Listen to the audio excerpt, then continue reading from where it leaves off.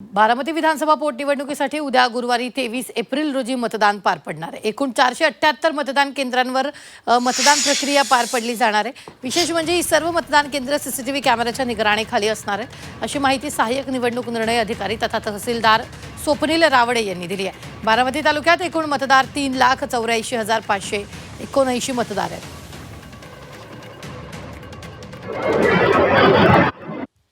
बारामतीची पोटनिवडणूक उद्या आहे, त्याच्यासाठी आज सगळे मतदान केंद्रावरती साहित्य आज डिस्पॅच केलेलं आहे। त्यासाठी आपले 478 केंद्र आहेत।